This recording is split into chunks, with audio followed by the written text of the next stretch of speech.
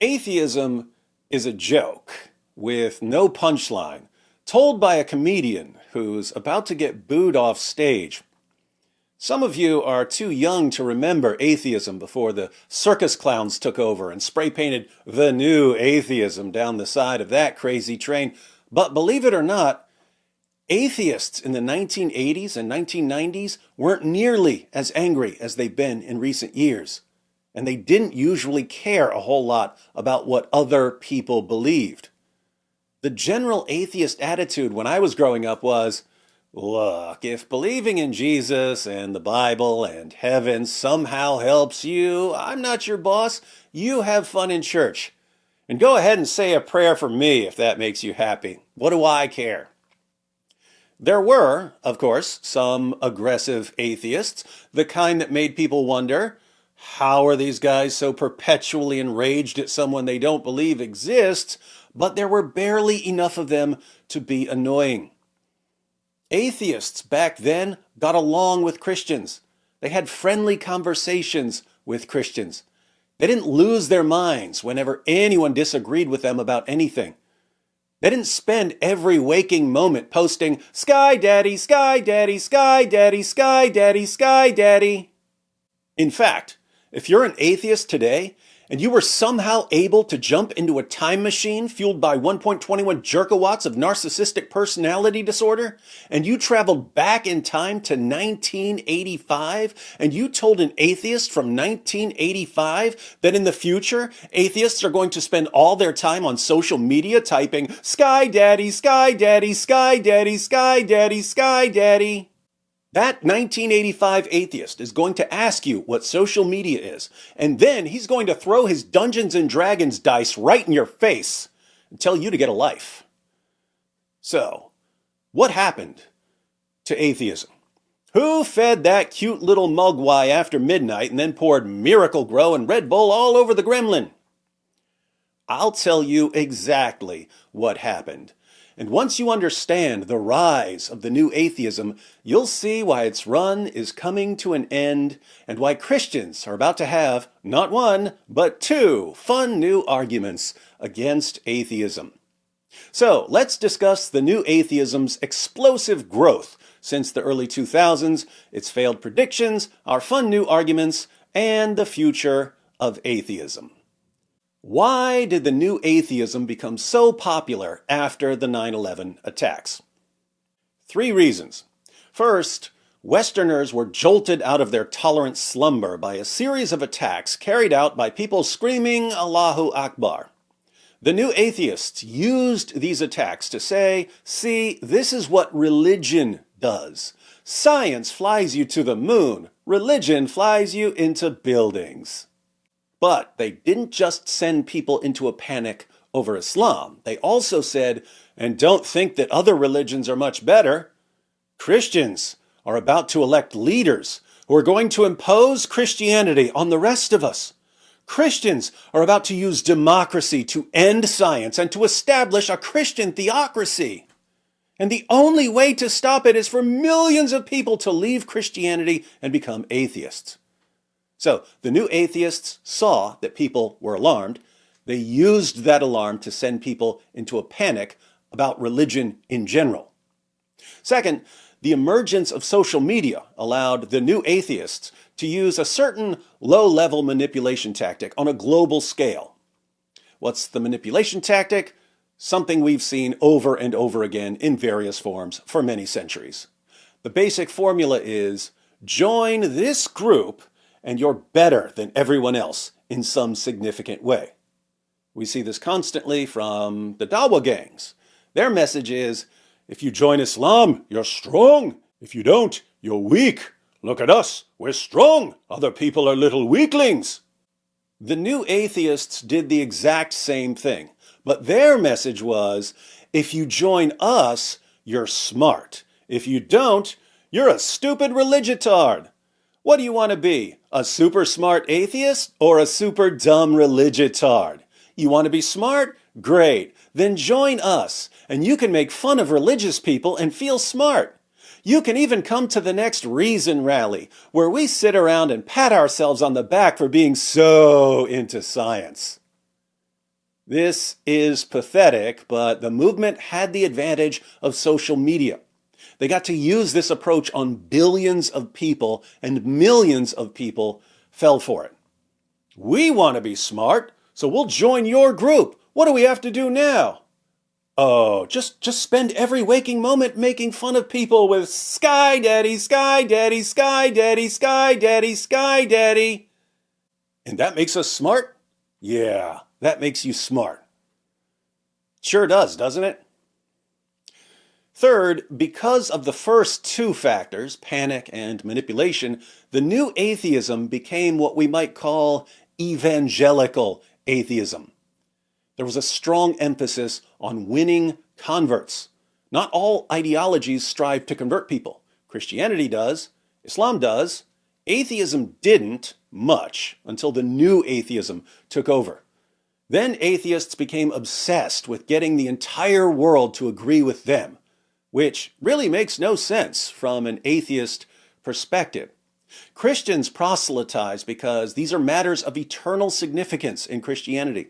Muslims proselytize because these are matters of eternal significance in Islam. Why would atheists suddenly care so much about convincing everyone to agree with their worldview? Well, if atheism is the only thing that can save the world from religion, then salvation is found only in atheism. So preach, Brother Dawkins, preach, Brother Hitchens, preach, Brother Harris. Atheism became evangelical. They promised a kind of salvation, the salvation of the world. And by taking advantage of people's growing concerns over religion and using social media to amplify a simple manipulation tactic, millions of people joined the new atheism.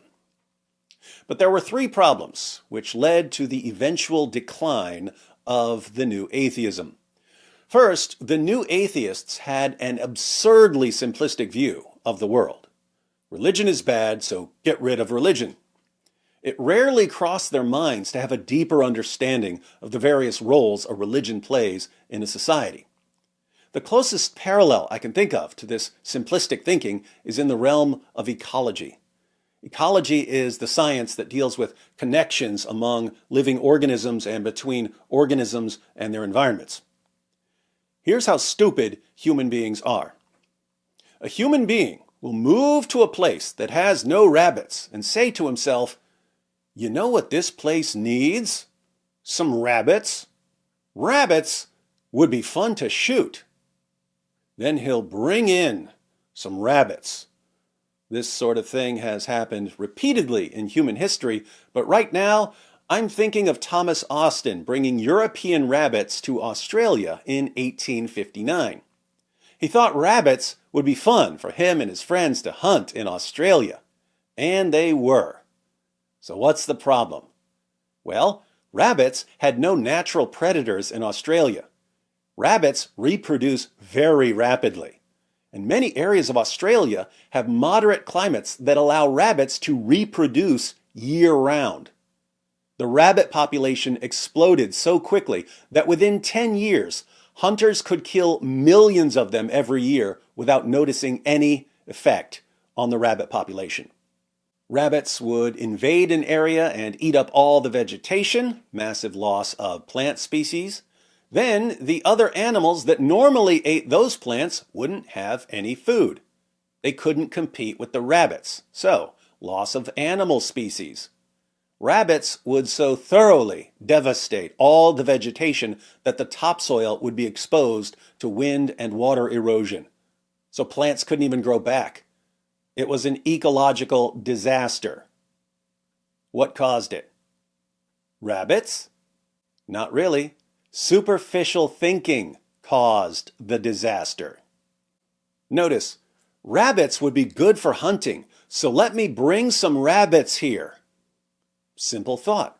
How difficult is it to follow up that simple thought with questions like, how rapidly will rabbits reproduce here? What do rabbits eat? What animals are currently eating what the rabbits are going to eat? Can these other animals compete with rabbits?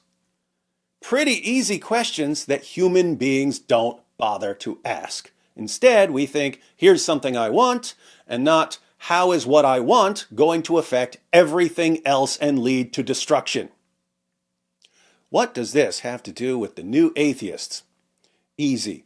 The new atheists aren't deeper thinkers than Thomas Austin. They think, I don't like religion, so let's get rid of it. I like atheism, so let's get more of it.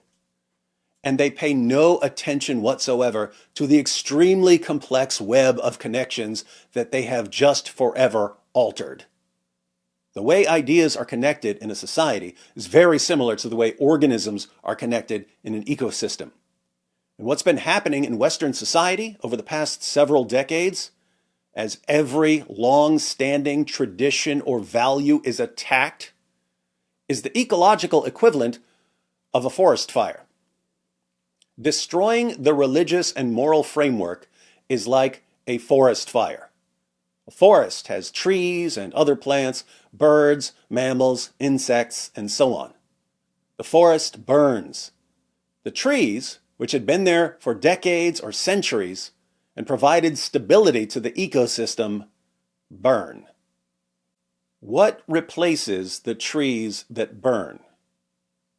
Whatever weeds spread most rapidly. Again, I'm really talking about ideas. When the ideas and values that have been the bedrock of your society for centuries are suddenly destroyed, what replaces them? Whatever weeds spread most rapidly. So, the new atheists really thought that by setting their own forest on fire, some sort of utopia was going to magically emerge. Now they're staring at a bunch of weeds they can't control, wondering what went wrong. Second, although it was rare, some of the new atheists did occasionally think beyond the superficial, me no like Christianity, so me get rid of it, to consider the possible ramifications of getting rid of Christianity.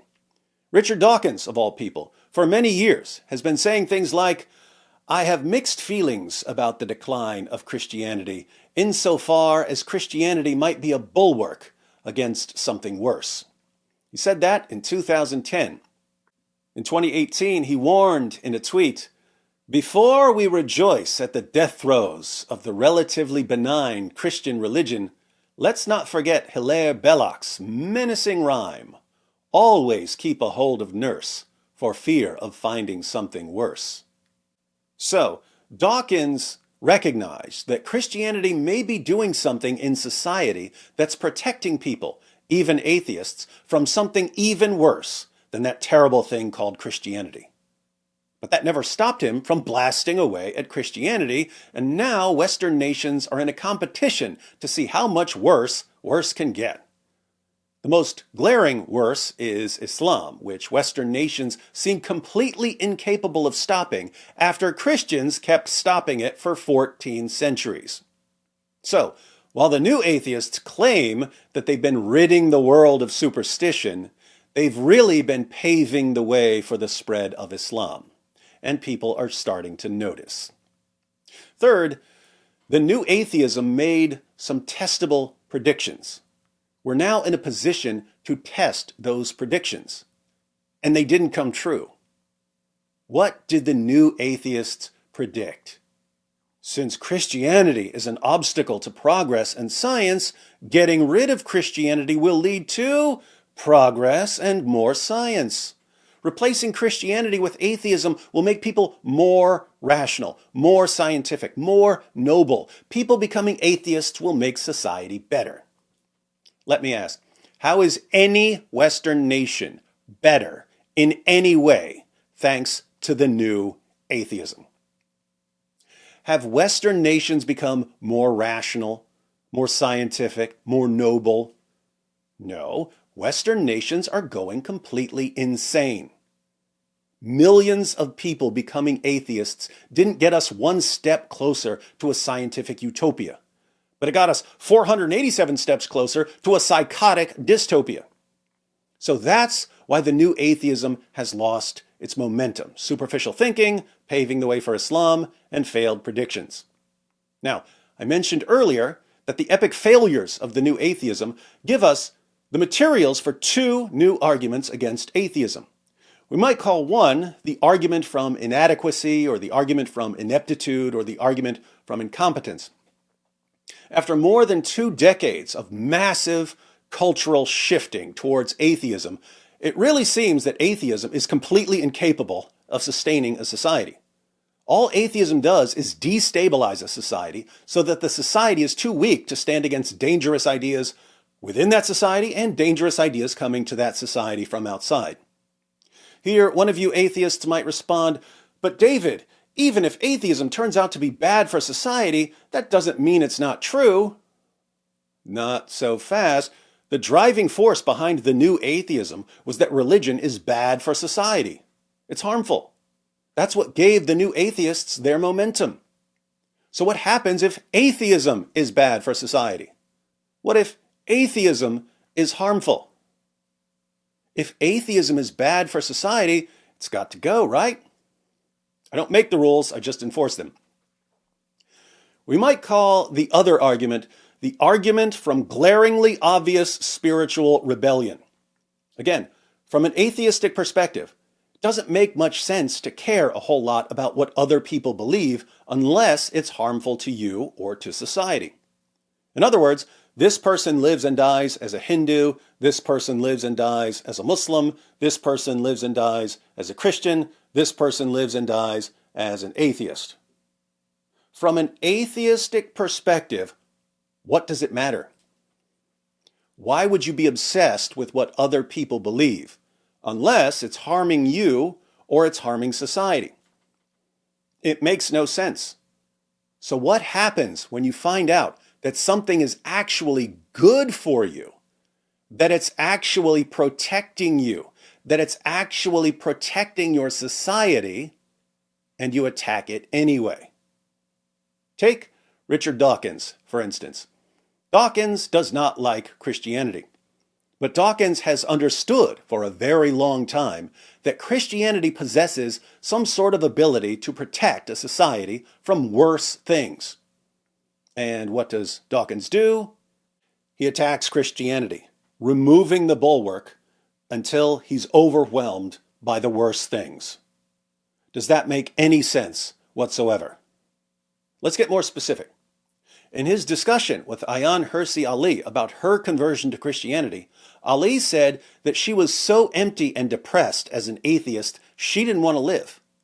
And she said that becoming a Christian made her want to live again. I lived for about a decade with intense depression and anxiety, self-loathing. I hit rock bottom. I went to a place where I actually didn't want to live anymore, but wasn't brave enough to take my own life. And so I was self-medicating.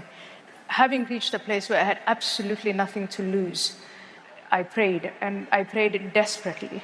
And for me, that was a turning point. And what happened after that is a miracle in its own right. I feel connected to something higher and greater than myself. I feel my zest for life is back. Dawkins heard his friend explain how Christianity gave her back her zest for life. Naturally, he responded by telling her how stupid Christianity is. This is all obvious nonsense. This is all theological bull. Now think about this. They're friends. Ayaan Hirsi Ali is friends with Richard Dawkins. Imagine your friend saying, "I was depressed and I didn't want to live until I believed in such and such. Now I'm happy." Would your instant reaction be to attack belief in such and such, knowing that it's the only thing keeping your friend from massive depression? Let's change the example so that it's something we would all regard as silly. Suppose you find your best friend on the ledge of a building. You say, "What are you doing?"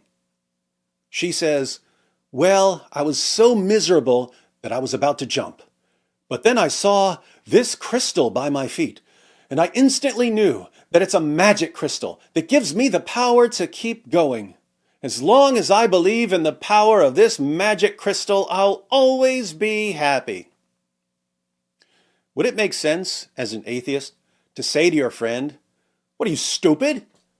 There are no magic crystals. Get rid of that dumb rock, you idiot." Wouldn't you instead say to yourself, I think believing in magic crystals is really dumb, but if my friend's belief is somehow keeping her alive right now, I need to keep my mouth shut until I have a way of successfully replacing that crystal with something else that can keep her happy. So, if something you think is stupid, a magical crystal or Christianity, is somehow serving as a bulwark against something bad, your friend jumping off a building or your society being subjugated, it makes no sense at all to attack the bulwark until you come up with something else that can be the bulwark.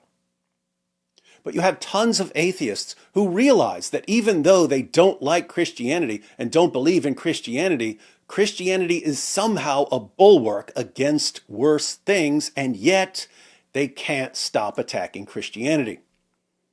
It's as if atheists are saying, yes, if we get rid of Christianity, we're inevitably going to be subjugated by Islam or communism. But you know what? Totally worth it. We would rather be violently subjugated than be surrounded by Christians. And when you're that desperate to get Jesus as far away from you as possible, even though belief in Jesus should be irrelevant to you unless it's hurting you, kind of seems like your real problem is with Jesus rather than with religion or ideas you reject.